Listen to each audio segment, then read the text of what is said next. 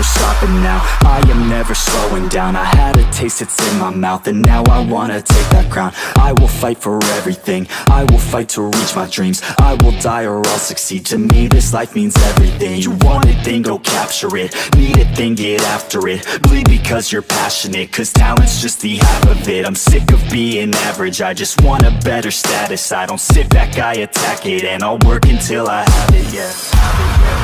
If I want it, then I'll get it somehow. Want it, then I'll get it, no doubt. Cause I will never let me down. No, I will never let me down.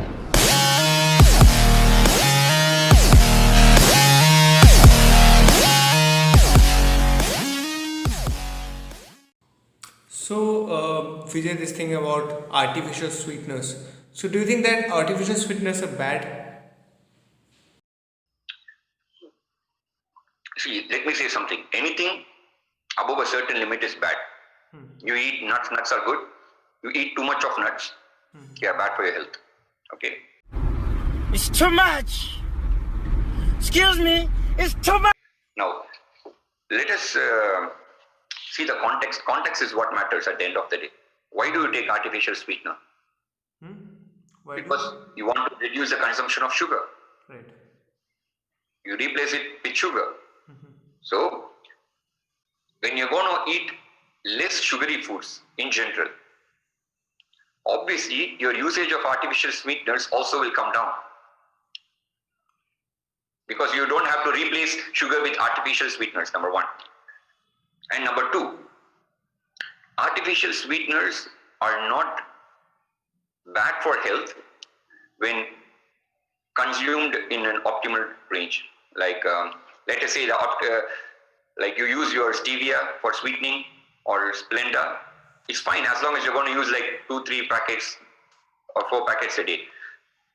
Even 5 to 6 is fine. But if you're going to keep using like, okay, just because that you have an artificial sweetener which is 0 calorie, which you presume, and you keep using like 20-30 packets every day, what it's going to do is, number one, it's not going to do what people think it's going to do, which is cause cancer, colon cancer. No, there is no research which says that artificial sweeteners cause cancer. What they would do in turn is, they would mess up with your gut's microbiome.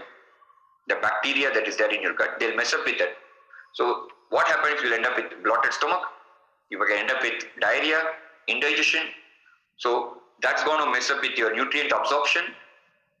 So those are the consequences. So it's actually a great thing, because at the end of the day, you're going to save on to certain amount of calories. Like you're going to have like 20 grams of sugar extra a day. So that's like 100 calories, for example. You're saving 100 calories taking artificial sweetener. So it is okay. It's okay to take artificial sweeteners. It's not a problem, and it's not bad for your health until unless you go overboard with it, or if it's going to mess up with your gut's microbiome, you find that, then you rather stop using it. But I generally don't refrain from using them. Like, people telling that you don't have to drink Diet Coke because it has artificial sweeteners, it has aspartame, it has ACEK. If you're going to look into that, like the quantities are so minor, very little. But if you're going to see that way, you just look into your life. You just look into your life, what you're doing. There are so many things which are more hazardous than freaking artificial sweetener. Fix that. It's not possible. So let's talk. Let's be real. There's something called ideal situation and something called realistic, being realistic. Let's be real. So artificial sweeteners are a great replacement for sugar, but in general, for good health, try to reduce the foods whereby you need to add extra sugar, so that automatically your usage of artificial sweeteners would come down, so that your gut microbiome is great. If you're not having issues with your gut microbiome, you can keep taking any quantity you want until unless like it's not way too much. Yeah, that's the thing. Like in today's time, it has been a thing. Like most people. I'm not saying everyone, but there are a few people who point out this and will say like white bread is bad for you, white rice is bad for you, brown bread is bad for you. In the end, you can consume everything if you consume in moderation. And I don't think that there is anything called unhealthy food and a healthy food. For me, I don't believe in that. See, okay, I don't want to give a wrong idea so that whereby then people start eating um, a McDonald's burger all the time. No, I don't want to do that. Okay, but the reality is we are in a society. Having a great body and locking yourself up in the room is of no use. You flaunt yourselves, right? You post your pictures on Instagram, you go out, because that's what we are working for as a society. You need feedbacks, you need appreciations, you need stuffs like that. So you need to compensate for the, okay, let me ask you a very simple question, okay? Especially with, this is with a lot of parents generally who like, say that, this is bad, this is good. Let me say, you have your exams tomorrow, okay? What is the optimal time to sleep? 11 p.m., 10 to 11, 8 hours of sleep every day. So hit the bed by 10, get up by 6. Okay.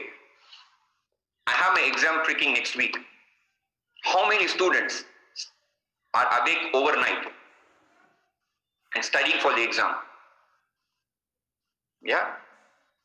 Now, will your parents be disappointed with that, telling like, come on, 10 to 6 is optimal time to sleep. No, close your book. No need to study. No. They would say like, beta, study, I'll make you some tea, I'll give you some coffee, study well. Look here, you're doing something which is not optimal. You're sleeping less. You're sleeping late. But the thing is, the context matters. Priority. Because you would rather, you're not going to die sleeping for a week for 5 to 6 hours. But if that's going to become a habit, that's dangerous. So here, the priority here is getting good marks in the exam. So for that, you are compromising on certain stuffs here. You get it? So same way, when I'm going out to socialize with someone on a weekend, it's okay for me to have some white bread, rice, white pasta, stuffs like that. Whereas, if I'm going to go out every day, and if I'm going to eat it all around the day, then that becomes wrong. So, it is on the context. So, socializing is very important for your mental health. You need to meet your friends. You need to spend time with them. You can't be this fitness junkie who is bothered about his body composition, the way he looks, have a bad body image all the time. No, that's why I say, bodybuilders don't generally do socialize much or party out much because, see, they have a goal. But you have to take the lifespan of a bodybuilder. How long he competes? 8 years, 10 years. That's it. See how many bodybuilders after retiring, do they maintain the same body composition? No way. No, they don't. So same way here. What I would generally suggest is, say 80 to 90% eat single ingredient, whole, unprocessed food. 80 to 90% every day. The balance 10 to 20%, eat whatever you want. It's not going to matter. So those 20%, 10 to 20%, you can allocate it on specific days or on a weekend based on your own lifestyle. You understand, you are having a weekend out with your friends. So what you can generally do is you can adjust it for the other 5 days. So that on those weekdays, weekends, when you meet your friends, you still maintain your decent calorie limit, so your overall calories for the week. So you can do like a calorie cycling or carb cycling, whatever you want, and you can eat your heart out on those weekends. It doesn't matter what you eat. It doesn't matter. As long as a majority of your energy is got through single ingredient, whole, unprocessed food. I love white breads. So I generally I don't go for the Ezekiel breads and stuff like that, okay? And number one, and number two, finance. Let's be freaking practical, okay? If you're going to eat everything as organic, wholesome food with no unprocessed foods, non-fertilized, nothing clean, okay? All you will be doing is working eating, because you need to work so much in order to earn that amount of money, in order to afford these foods. You will be spending easily in Indian rupees, for example, you would be spending 30 to 40,000 easily every month just on your food alone, which is practically not possible. So the 80-20 rule or 90-10 rule, it works like a charm. So I'm really lucky to have this interview with sitting down with Coach Vijay and talking on so many topics regarding nutrition, and I'm really like it was a student learning from someone, and I have learned a lot through this interview. And thank you, Coach Vijay, for coming out here and sharing your knowledge with the people. Uh, yeah, that's it for this interview. But before that, before ending it, I want to ask two more questions about Coach Vijay. The first thing is, how was it like meeting with Ronnie, Coleman, and Jermy Buendia? I saw your pictures on Instagram. So how was it like meeting with them? Yeah. Okay, first thing first, like it's mutual. The feeling is very mutual. I'm really happy that I could do this interview with you, and I could share whatever little knowledge that I have, because I'm a firm believer that, see, if I'm able to see a little bit farther from now, it is basically because I'm sitting on the shoulders of giants. So they let me sit on their shoulders so that I can look farther than what they are looking. So it's my duty to give it back. It's a process. It happens. So the more you give, the more you get. So I'm really happy that I could share whatever little knowledge that I had without no bullshits. And the second thing is regarding your Instagram question on Ronnie Coleman. Okay, let me say something. In my life, I have never been like a fanboy of anyone, generally. I never have a passion in my life. To be honest, bodybuilding or health, fitness, this is my profession.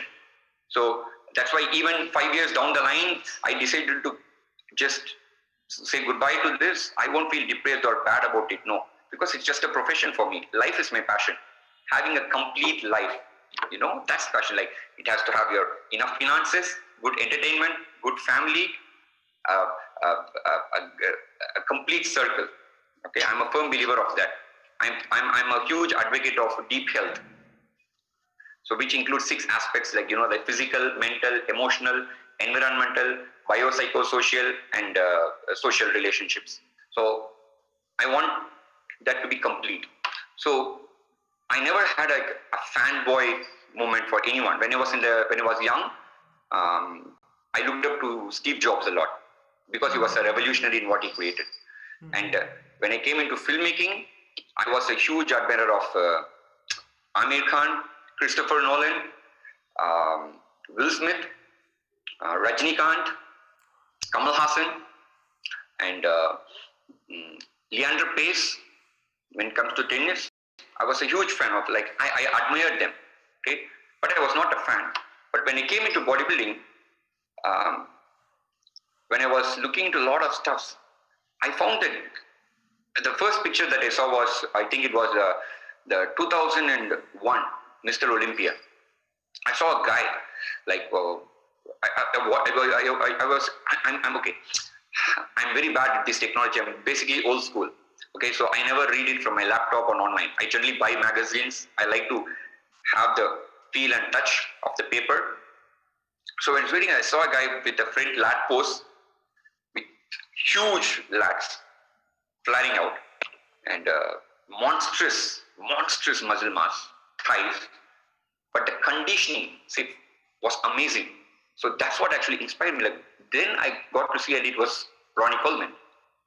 So from that time, when I started to research about these people who are into the open category of bodybuilding, I found that every face, till date, Arnold is he's my idol, like someone whom I really admire, Arnold, because he laid the foundation, and most of his principles were created. He didn't have a predecessor before.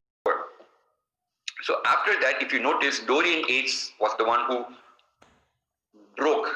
created like a completely different era of bodybuilding, coming from like an aesthetic to size to becoming a mass monster. Like when you look someone like that, Dorian Yates, you're like, what the hell am I seeing? But when it comes to Ronnie Coleman, genetics plays a huge part in bodybuilding. I always say this: if you're not going to have a great genetic, you take any number of anabolics that you want. If you're looking like a poop before you took anabolics, after taking anabolics, you just look like a bigger poop. That's it. You just look like a bigger shit. That's it. You just be a shit but bigger in size. But when it comes to Ronnie Coleman, when you see him in person, the kind of size that Ronnie Coleman has, along with the conditioning, never ever anyone in the bodybuilding history had that size with the conditioning that he brought in. So that has got to do with genetics, that has got a lot to do with his work ethic. And that fellow is like, so he's crazy when it comes to work ethics. So I always wanted to meet Ronnie Coleman when it comes to open category bodybuilding. Because very simple, I want to meet Arnold, but I was thinking like, say he's old, so I don't even know whether I could get to meet him. It's in my bucket list though. But Ronnie Coleman, it just happened that when that happened, the Dubai Muscle Show was there, and I found that Ronnie Coleman was coming in. So I decided like, okay, I have to just go in just to meet Ronnie Coleman. So when I actually went for the Dubai Muscle Show, I didn't meet anyone. I generally don't do that. I don't like taking pictures. Also in Instagram, you'll find that I never post pictures with anybody, nothing. It will be most related to training, nutrition and stuff like that. But 3 people I wanted to do was, when it comes to open category, was Ronnie Coleman. And when it came to the men's physique, it was Jermy Buendia. Because very simple, when men's physique category launched, because that's where I'm competing in. So I compete in the IFBB amateur category of men's physique. I would eventually, somewhere down the line, I'll jump to classic physique. But right now for men's physique, when the men's physique started, nobody knew how it is going to be. So I always believe that the person who initiates, he is the most important one, because he's creating a trend. After that, you can build up on that. But he's creating, like what Arnold did, what Dorian Yates did, what Ronnie Coleman did. So Jeremy Buendia was there in my list. So I wanted to meet him, so I met him. And then the third person was Ryan Terry. The reason why I want Ryan Terry is, you see Ryan Terry, he doesn't look like a mass monster. He's very unique, different from all these men's physique category guys you mostly see. He doesn't have large arms. One most important thing, he doesn't have big arms.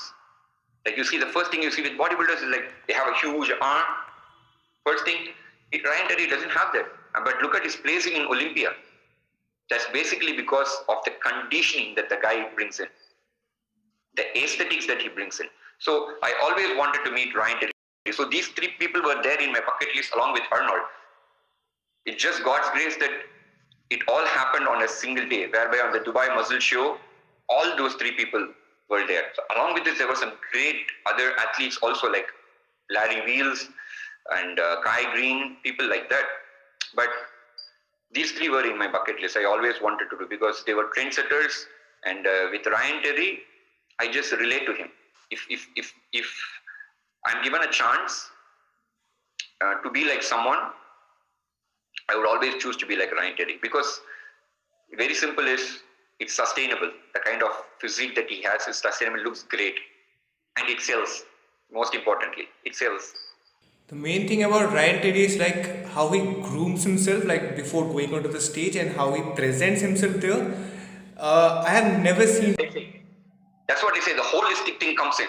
Like, number one, at the end of the day, I don't want to be you never want to be, okay, I'm not impressed. There are a lot of people, that's why I always say, see, nothing is passion for me. It's profession at the end of the day.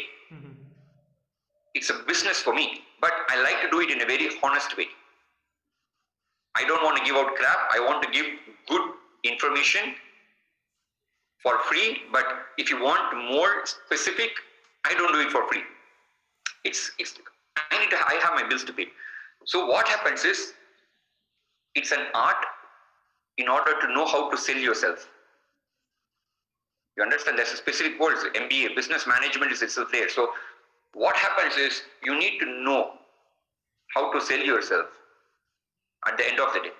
So you need to make money. Even if you want to be an athlete or a bodybuilder or have a great physique for a very long time, it's not going to happen until you are going to feed yourself with good real nutrient dense food, and that's going to cost you money.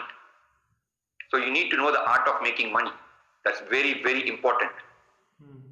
I never want to be this bodybuilder who was great in his prime, and after retirement he struggles for money, and he has a pathetic life. I never want to be that way. It's a personal choice. It's a personal choice. So this is what I want to be. So with Ryan Terry, you see that. You're right. He has a good physique, but at the same time, the way he markets himself, the way he brings in all those sponsors, amazing, like a Gymshark. So stuff like that, that's very important, I feel. See, that's what I am. That's what I want to be very honest. Whereby, rather than being, it's like just a 80-20 rule, like I told with nutrition, rather than being 100% good in one, like an amazing bodybuilder or amazing coach, but who doesn't know the art of making money, I would rather be a good coach, but at the same time, who is financially doing very well. Because at the end of the day, that matters a lot for your well-being.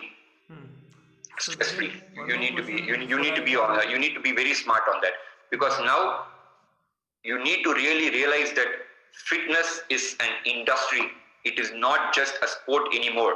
So there are so many options to make a living out of it. So choosing the right option with integrity, giving out honest, putting out honest nutritional data or training information online to people is very important, but it's going to take some time. So you got to make sure that you know how to make up for it and make a living out of it. Else you're going to suffer. Else you'll suffer a lot. So that's why I said Ryan Terry is amazing in both of it. Yeah. So yeah, before ending this interview, we have one more question is that you have competed, as you said. So do you have any competing plans like this year or next year? Yeah, see, I competed in the IFBB Sheru Classic, the men's physique. So I had plans competing this year in the IFBB Spain amateur, but with this corona and all those stuff with the lockdown, 4 months, it was pretty hectic lockdown. So I lost a considerable amount of muscle mass during that phase, because I just wanted to take a time out with my fur kids, my dogs and cats. I have like 9 dogs and 4 cats. So I just wanted to spend time with them. I was chilling out. I was taking it easy. So I'm just catching up with getting back my muscle mass. So it's not realistic, to be very honest, competing this year. So I'm planning to compete next year. So maybe March of next year. But I don't have a pre-planned, I never pre-planned this stuff. Based on how my body's changed, if I'm happy with my physique and if I feel that I'm good enough to go on stage, yeah, I would go. If I feel that I'm not happy and I need to pack on a little bit of more mass in my frame, then I'll just maybe do a photo shoot next year by March and then go on lean bulk again, try to pack on some more muscle mass and then compete maybe the end of next year or in 2022. See, I'm in no hurry to compete because I'm more of a coach who is an athlete, not an athlete who is a coach. So competing is just for me to experience the concept, because right now I don't train any I don't train athletes who are under any performance enhancing drugs or anabolics. All my clients are natural clients. So when you want to, but in future I have an idea to expand to that sector. So when you want to know that, you need to completely understand what it takes in order to prepare for a show, especially the last 4 weeks with your peak weeks, manipulating your water and salt, all those intakes. So I just want to do that, and it also helps with your marketing, to be very honest, because a lot of people, even though they say that you don't judge a book by its cover, even though content is good inside, you need a good, right now in the current scenario in this world, even if the content is good inside, you need to have a good cover in order to attract, in order to let people get into it. So yeah, so I'll be competing maybe for the next 5 to 7 years. So yeah, so thank you, Coach Vijay, to give your valuable time and letting me have this interview. Everyone who is watching this interview, like, share, and subscribe this video. Also, I will put down all the links to all his handles and his website down below. Go and check them out. Thank you for this interview. Thank you so much, Ron Real. Like Ron Real is, I have seen some of your videos.